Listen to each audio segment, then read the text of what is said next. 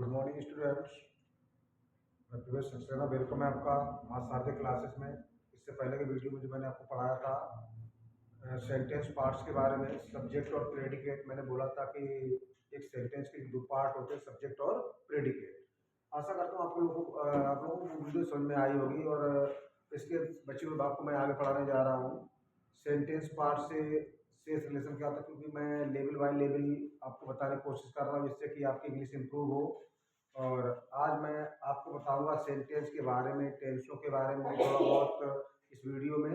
तो थोड़ा सा सेंटेंस को लेकर मैं और थोड़ा सा बता रहा हूँ आपको कि सेंटेंस होता क्या है। इसके दो पार्ट होते हैं, जैसे कि मैंने बताया था। मैंने कहा था लायन,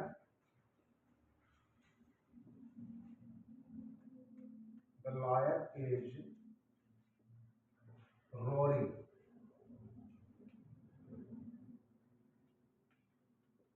इन द फॉरेस्ट, इस शेर जंगल में दहाड़ रहा। तो यहाँ का मतलब है कि मैंने बोला था आपको पहले वीडियो में कि सेंटेंस के हमारे दो पार्ट्स होते हैं, सब्जेक्ट और प्रेडिकेट। मैंने बोला था सब्जेक्ट क्या होता है। सब्जेक्ट हम उसको कहते हैं जिसकी हम बात करते हैं, whatever we talk that is called the subject of that sentence and the remaining part of that sentence is called the predicate. तो here is the sentence and it has two part. First part is called the subject and remaining part is called the predicate. तो यहाँ पर हम जिसकी बात करें, what ever we talk, मतलब मेरा मतलब है कि द लायन, यहाँ पर हम बात कर रहे हैं शेर की। तो this is the subject part of this sentence. ये इस वाक्य का कौन है? Subject part. ये सब्जेक्ट पार्ट है। और लाइन के बारे में जो बोला जा रहा है, what we speak about subject is called the predicate. जो भी हम सब्जेक्ट के बारे में बोलते हैं, is roaring in the forest. ये जो पार्ट है आपका, ये आपका कहलाएगा प्रेडिकेट। तो मैंने बोला था कि एक सेंटेंस के दो भाग थे, सब्जेक्ट और प्रेडिकेट। सब्जेक्ट रहा हमारा द लायन और is roaring in the forest, this is the predicate part of this sentence. आज हम आपको बताएंगे कि सेंटेंस के काइंडेशंस क्या होते हैं। तो how many kinds of the sentence. सबसे पहले बात होती है कि सेंटेंस में क्या क्या आवश्यक कैरेक्टरिस्टिक्स होते हैं। तो सबसे पहले सेंटेंस के अंदर हमारे पास सब्जेक्ट भी होता है,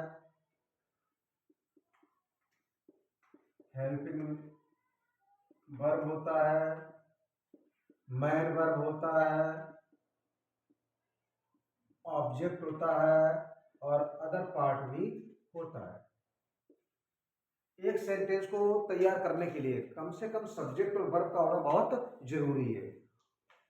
ऑब्जेक्ट और अदर पार्ट हो भी सकता है उस सेंटेंस में, नहीं भी हो सकता, क्योंकि सेंटेंस भी, क्रियाएं भी हमारी दो प्रकार की होती है, ट्रांसिटिव वर्ब और इंट्रांसिटिव वर्ब। यहाँ पर हम बात करें कि अगर कोई क्रिया के साथ कर्म का प्रयोग किया गया है तो that is called the transitive verb, और जिस क्रिया के साथ कर्म का प्रयोग नहीं किया गया तो that is called the intransitive verb.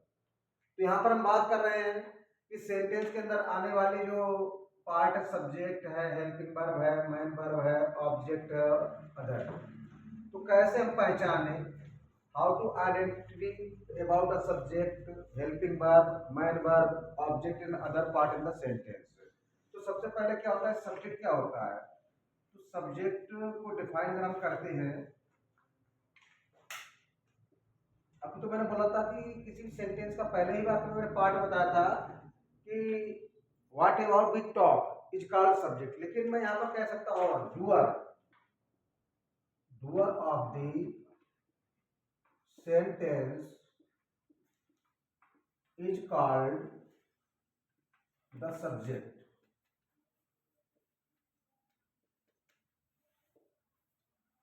वाक्य में कार्य करने वाला कौन होता है? सब्जेक्ट। अगर हम बात करें हेल्पिंग वर्ब की, तो हेल्पिंग वर्ब क्या होता है? It is consisted in tense. कहाँ मिलेगी आपको? टेंस के अंदर। मैन वर्ब क्या होता है? An action done by subject is called man verb, वह कार्य जो कर्ता के द्वारा किया जाता है उसे मुख्य क्रिया कहते हैं। ऑब्जेक्ट क्या होता है? ऑब्जेक्ट को हम परिभाषित करें तो the part of the sentence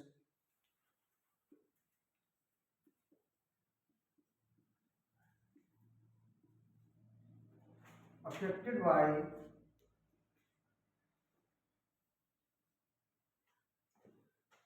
verb is called object। वाक्य का वह भाग जो क्रिया से प्रभावित हो हम उसे क्या कहते हैं? ऑब्जेक्ट कहते हैं, है ना। और इसके बाद होता है हमारा एक्स्ट्रा अदर। तो जो भी हम इसे सिलेक्ट करने के बाद जो बचा हुआ भाग होता है उसे हम क्या बोलते हैं? अदर बोलते हैं। तो रिमेनिंग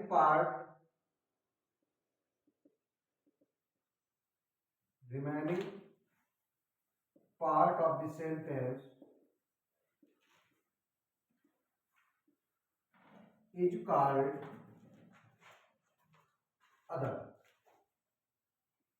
क्या बोला था मैंने?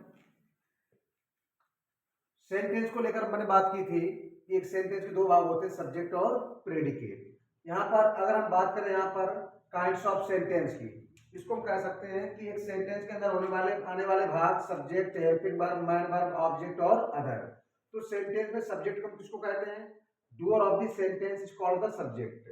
वाक्य में कार्य करने वाला कर्ता कहलाता है। Helping verb it is consisted in tense, ये आपको टेंसों मिलती है जो कि हमारे पास 12 जो टेंसेज होते हैं। मैन वर्ब क्या होता है? An action done by subject is called man verb.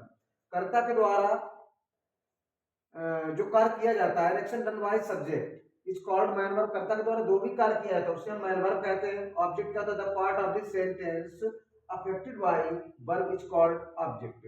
वाक्य का वह भाग जो क्रिया के द्वारा प्रभावित हो उसे हम ऑब्जेक्ट कहते हैं। और अदर भाग क्या है? Remaining part of the sentence is called other. बचा हुआ शेष भाग, इसको हम जब सिलेक्ट कर लेते हैं subject, helping verb, main verb, object, और जो भी भाग बचता है सेंटेंस के अंदर उसे हम क्या बोलते हैं? Other part. तो यहाँ से हम सीखते हैं कि एक वाक्य के अंदर जो आने वाले इंपॉर्टेंट फैक्ट्स हैं उनमें कौन कौन से हमारे सब्जेक्ट हैं, और हेल्पिंग वर्ब है, मैन वर्ब है, ऑब्जेक्ट है, अदर है। जैसा कि मैंने अभी आपको बोला है कि एक सेंटेंस को कंप्लीट करने के लिए कम से कम सब्जेक्ट और वर्ब का होना बहुत आवश्यक है। ऑब्जेक्ट उस सेंटेंस में हो भी सकता है और नहीं भी, क्योंकि एक सेंटेंस के अंदर क्रिया कर्म के साथ भी प्रयोग की जाती है और क्रिया को बिना कर्म के भी प्रयोग कर सकते हैं, विदाउट वर्ब। क्योंकि क्रिया को हम वाक्य में दो प्रकार से प्रयोग करते हैं, या तो ट्रांजिटिव वर्ब के रूप में या फिर इंट्रांजिटिव वर्ब के रूप में। जिस क्रिया के साथ कर्म होता है उसे हम बोलते हैं ट्रांजिटिव वर्ब, और जिस क्रिया के साथ कर्म नहीं होता उसे हम बोलते हैं इंट्रांजिटिव वर्ब। अब हम आपको बताने जा रहे हैं काइंड्स ऑफ द सेंटेंस, कि सेंटेंस के कितने भाग होते हैं, कितने भेद होते हैं। तो इस वीडियो हम यहीं तक रख रहे हैं। अगली वीडियो को हम शुरू करेंगे काइंड्स ऑफ द सेंटेंस को लेकर के। और जहां तक मेरा विचार है, आप लोग इसको तैयार करते तो आपका अंग्रेजी बहुत ही इंप्रूव होगा और कायदे समझ में आएगा। आपको शेष बचे हुए भाग इसी से रिलेटेड होंगे। धन्यवाद।